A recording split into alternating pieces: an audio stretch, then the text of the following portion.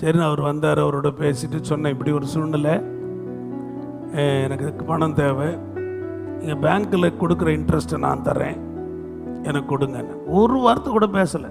Wait பண்ணுங்க brother. நேராக ATM போனார், ட்ராப் பண்ணார், கேஷை கொண்டு 40,000 கொடுத்துட்டார். நடந்தது உண்மையாக கத்திரிக்கு முன்னால் என் மனைவி சாட்சி. ஏறக்குறைய 2 வருஷம் கொடுத்துருப்போமா, 2-3 வருஷம் அவங்களுக்கு வட்டி கொடுத்தேன். இந்த வசனத்தை சகோதரி சாரல் நவராஜ் அம்மா அவங்க சபையில் பேசியிருக்கிறாங்க. உன் சகோதரனிடத்தில் வட்டியாவது பொலிசையாவது வாங்காமல் உன் தேவனாக கர்த்தருக்கு பயந்து உன் சகோதரன் உன்னோடு கூட பிழைக்கும்படி செய்வாயாக. அவங்க ரொம்ப ஆணித்தரமாக பிரசங்கம் பண்ணுவாங்க. அவங்க பிரசங்கம்லாம் நீங்கள் கேட்டிருக்க வாய்ப்பு இல்லை, நான் கேட்டிருக்கிறேன்.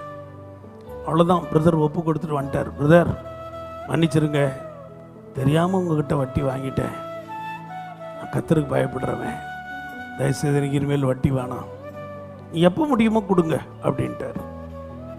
வசனத்தை கேட்டு அதன்படி செய்கிற ஒரு அனுபவம் கர்த்தருடைய பிள்ளையில இருக்கிற நமக்குள்ளே வேணும்.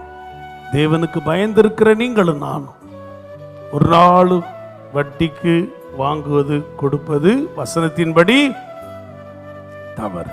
ஆமென்.